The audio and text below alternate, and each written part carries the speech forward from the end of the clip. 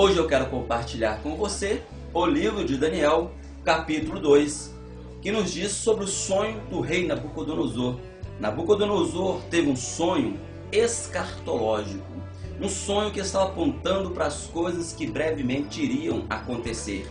Ele sonhou com uma estátua muito grande, com a cabeça de ouro, com os braços de prata, com os quadris de bronze e com as pernas e os pés de ferro misturado com barro. Então, ninguém no império pôde dar a interpretação do sonho do rei Nabucodonosor, mas um homem cheio do Espírito Santo de Deus, chamado Daniel, orou ao Senhor e Deus deu para ele a interpretação desse sonho. Daniel, ele diz que a cabeça de ouro, ele falando para o rei, é o Senhor, é o império da Babilônia, simboliza a Babilônia, por ser a mais grandiosa, majestosa cidade de todos os tempos daquela época. Então, os babilônicos também, eles eram pessoas pensantes, gostavam muito da física, da astronomia, gostavam muito da intelectualidade, por isso também representado pela cabeça. E nós percebemos que Daniel falou, depois do seu império, virá um outro império, e o império que veio é os dos peitorais e dos braços de prata, que simboliza os medos e os persas.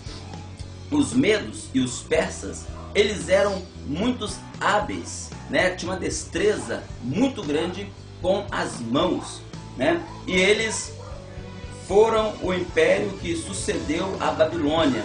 Eles, segundo contam alguns historiadores, eles invadiram a Babilônia, por debaixo dos portões da Babilônia, quando o rei Belsazar estava dando um banquete. É até naquele período que o rei Belsazar utiliza os utensílios da casa de Deus, e uma mão escreve na parede, Mene, Mene, Tekel, Parsim, dizendo que ele foi pesado na balança e que foi achado em falta e que o reino dele seria tirado. Quero só frisar para você que o rei Belsazar, ele sucedeu ali Nabucodonosor.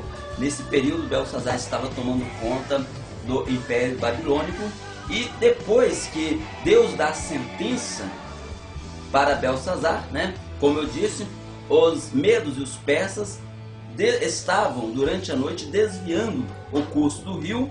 Eles adentram por debaixo dos portões da Babilônia, segundo afirmam alguns historiadores, invade a Babilônia e ali pega o rei Belsazar e ali acaba tomando conta da Babilônia. Depois dos medos e os persas, teve a visão na estátua ali dos quadris de bronze, que simboliza a Grécia. A Grécia, veio muito forte com o imperador, o Alexandre o Grande, que veio devastando, veio conquistando e conquistando e conquistando. Em pouquíssimo tempo expandiu o seu império ali com uma grandeza fenomenal, Mas Deus falou que esse império também iria passar.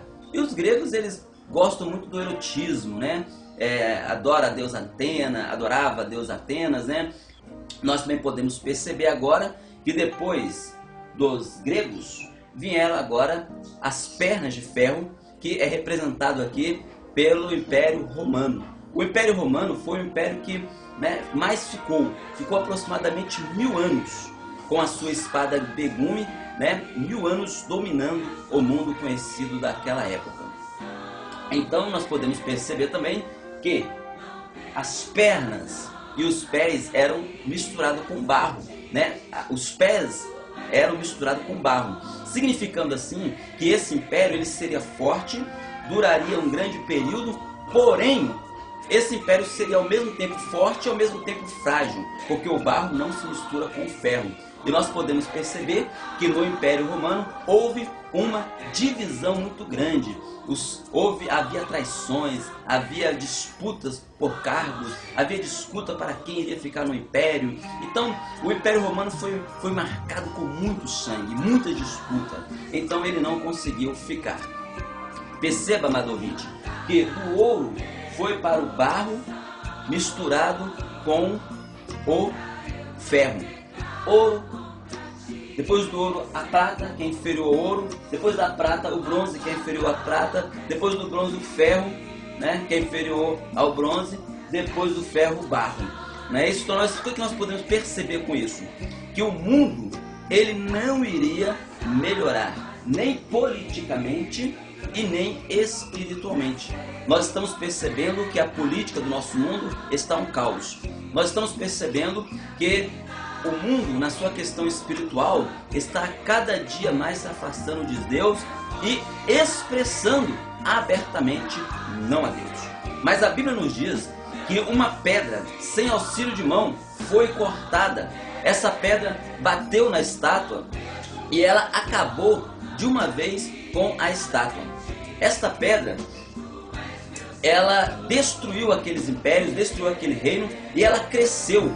Essa pedra significa Jesus. E perceba-se que Daniel falou que construirá um reino a qual não terá fim, a qual nenhum outro império poderá tomar. Percebam que o império do ouro foi tomado, o império da prata foi tomado, o império do bronze foi tomado, o império do ferro com barro foi destruído, mas o império de Cristo, este império não terá fim. Essa cidade santa não terá fim. Estaremos eternamente com o Senhor dessa cidade. E o Senhor dessa cidade, que foi aquela pedra que foi cortada sem auxílio de mão humana, ele será o sol que iluminará esta cidade. E como diz lá em Apocalipse 21, versículo 4, o Senhor dessa cidade, ele vai enxugar dos nossos olhos todas as lágrimas. Ali não haverá tristeza, ali não haverá dor, ali não haverá choro, porque as primeiras coisas se passaram e eis que tudo se fez novo.